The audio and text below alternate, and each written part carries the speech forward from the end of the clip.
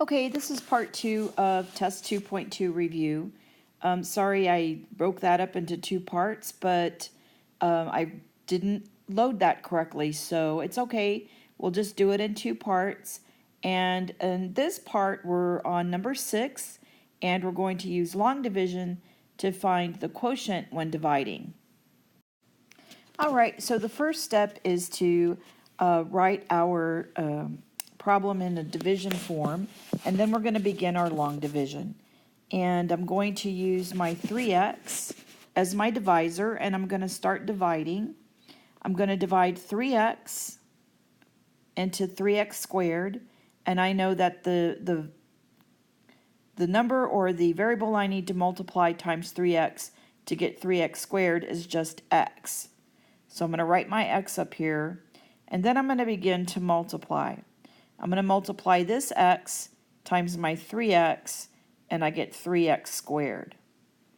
I'm also going to multiply this x times this 6, and I'm going to get 6x, and I'm going to write that right here. Now I'm going to put parentheses around what I just wrote, and I'm going to subtract. Now when I subtract, I get 3x squared minus 3x squared, which is what should happen right here. The next thing I'm going to do is subtract the 6x from the negative 18x. So it's negative 18x minus 6x, which gives me a negative 24x. And then I'm going to drop down my negative 46, or minus 46. And then I'm going to do the whole process again. So 3x will go into negative 24x a negative 8 times. So 8 times 3x is 24x, and it's also negative. Negative 8 times 3x is negative 24x. Negative 8 times 6 is negative 48. And then I put parentheses around and I subtract. So I have a negative 24x plus 24x, which is just 0, and a negative 46 plus 48, which gives me a positive 2. So this is my remainder, the positive 2. So I'm going to put that up here, plus 2 over the divisor, which is 3x plus 6. And that's all there is. Okay, let's go on to the next problem. All right, number 7, we're using synthetic division to find the quotient when dividing. So the first thing I'm going to do is I'm going to write down all of the coefficients that are in my dividend. And that's what I have to do first. Also, you want to check to make sure that your polynomial is in polynomial order, because when you write down your coefficients, your polynomial needs to be in polynomial order. And if it's not, then we need to do that also. All right, so I wrote down all the coefficients of my polynomial. Right here, I get this number 1 from 1x to the 4th. This negative 1 comes from negative 1x to the 3rd. This negative 19 comes from negative 19x squared. This negative 3 comes from negative 3x. And then my last term, which is my constant, comes from this negative 19. This 5 right here that I'm going to use in my algorithm is actually the 0 for this factor. So x minus 5 is what I'm dividing by. So I need to set this equal to 0 and solve for x, and I get positive 5. And that's the number I'm going to use here as the number I'm going to use in my algorithm.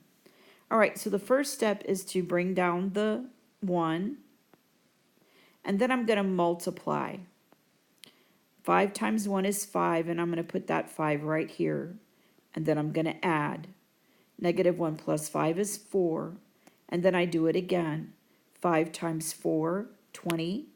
I put that 20 right here, and then I add. Negative 19 plus 20, that's 1. I multiply again. 5 times 1 is 5. And then I add. Negative 3 plus 5 is 2. 2 times 5 is 10. and then I add again, and I get a negative 9. Now this negative 9 right here is going to be my remainder. All right, so I started with x to the fourth. So my quotient is going to begin with x to the third. It's always going to be 1 degree less because we divided out an x. So we're going to go ahead and write down our x to the third, because this would be 1x to the third. This is a positive 4 plus 4x squared plus 1x plus 2. And then my remainder is negative 9. So I'm going to write negative 9 or minus 9 over the divisor. The divisor was x minus 5. And that's all there is for synthetic division. So when you're doing this on the test, if it says to use synthetic division, then this is the kind of division you're going to use. If it says to use long division, then you're going to use the method that we used for problem number 6. So don't get those confused, otherwise you're going to lose a lot of points for not using the correct method, okay? All right, next question is number 8. All right, question 8 says use the remainder theorem to determine whether x minus 2 is a factor of the polynomial. All right, so my polynomial got cut off and ended up on the next page. So I went ahead and rewrote it here for you. 3x to the fourth minus 3x to the third minus 9x squared plus 15x minus 2. Now, what the remainder theorem states is that I should be able to plug the value, the zero value for this binomial, x minus 2, into the value for x, into the polynomial, and if I get the value 0, then x minus 2 is a factor. So the first thing is to take my x minus 2, set it equal to 0 because we want it to equal 0, and x equals 2. So one of my zeros should be 2 comma 0. That means that when I plug the 2 in for x, I should get 0. So let's see if that happens. I'm going to go ahead and plug it in. And you can always do this in the calculator, which is something I would probably recommend for this problem.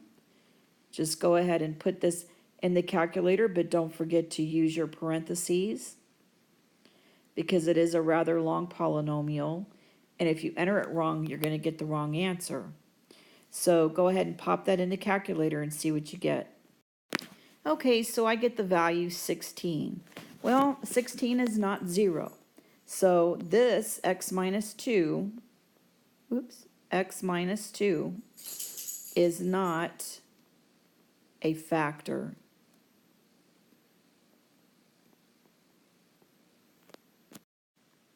Okay, let's try that again with this polynomial. We have 3x to the fourth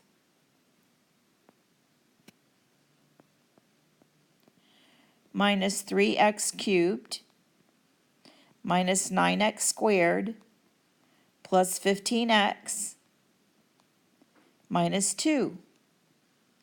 And we want to see if our x minus 2 is a factor of this polynomial. So let's give it a try and see what happens. We know that the 0 is x equals 2, so we're going to plug into everywhere there's an x. All right, so when we do this calculation, we find that this value actually equals 16. So again, x minus 2 is not a factor of this polynomial. Okay, in question 9, we're going to write the function of degree 3 in factored form instead of standard form. We're going to use factored form with the zeros of -7 and -3i. Well, if my 0 is -7 and -3i, then I know that I'm going to have factors of x plus 7 and x plus 3i. But because negative 3i is one of my zeros, I know that I have another zero that it's conjugate. So 3i, 0, is also a 0. Because with complex numbers, if you have a complex number as a 0, its conjugate is also a 0. So we have to include that as one of our factors. So x minus 3i would also be a factor of our polynomial, and this would be our polynomial written in factored form. And that's all you have to do for the test. Okay, so for question 10, we're going to divide two complex numbers. So I'm going to rewrite this so that it's a little clearer. 3 minus 4i divided by negative 2 plus 5i. Now, in order to do this, I need to multiply by the conjugate of the denominator, which is going to be negative 2 minus 5i. And since I'm multiplying the denominator by its conjugate, I also have to multiply the numerator by the denominator's conjugate. Okay, so what am I going to get now? I need to FOIL both of these. So I'm going to FOIL the numerator, and then I'm going to take a shortcut on the denominator. Okay, so for the numerator, I began to FOIL, and I'm not finished yet, but I got negative 6. Negative 3 times the negative 2 is negative 6. 3 times the negative 5i is negative 15i. Negative 4 times negative 2 is positive 8i. And then negative 4i times the negative 5i is a positive 20i squared. All over. Now I'm going to use this shortcut. This shortcut was what we learned about in the notes. If I take this number and square it, and I take this number and square it, and add them together, I'm going to get the value that we get when we multiply a complex number by its conjugate. It's always going to be a squared plus b squared. Now I'm going to combine like terms and simplify. Okay, so I partially simplified this. I have a negative 6 minus 7i for when I combined my negative 15i plus 8i, I get negative 7i. And then this right here, this value right here for 20i squared becomes negative 20, because remember, I squared is negative 1. So 20 times a negative 1 is negative 20, and that's how I got this negative 20. And then I just combined the 4 and the 25 in my denominator and got 29. Now I'm going to continue simplifying. Okay, so I have negative 26 minus 7i over 29. And since 29 is a prime number and I'm not able to divide it by anything besides 1, I'm going to leave that as simplified as I can get. And I put a box around it and I'm done. Okay, let's do that again with this next division problem. Okay, so first of all, we need to change the problem. We need to change this 2 minus I to a 2 plus I. So we're changing this to 2 plus I divided by 6 minus 3I. Now there's a method for my madness here. There's a reason why we're changing this to a plus. So just trust me on this. This one's going to be more like the one you're going to see on the test. So I wanted to make sure that you had an example closer to what you might see on the test. So 2 plus I over 6 minus 3I is what this equation right here should be. And then we're going to go ahead and FOIL this and see what we get. Okay, so in the numerator we end up with 2 times 6 is 12. 2 times 6 is 12. 2 times 3i is 6i. I times 6 is 6i. I times 3i is 3i squared. And then in the denominator, we end up with the square of 6, 36, plus the square of 3, which is 9. So 36 plus 9, that's our shortcut. Okay, so we end up with 12 plus 12i minus 3 over 45. And I'm going to continue simplifying. Do you remember how we got this minus 3? Okay, so we end up with 9 plus 12i divided by 45. Now, if you notice that every single one of those numbers is divisible by 3. So we're going to go ahead and reduce this fraction by dividing every one of these numbers by 3.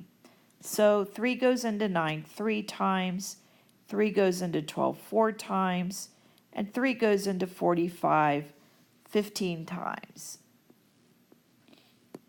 So our final answer then is going to be 3 plus 4i divided by 15.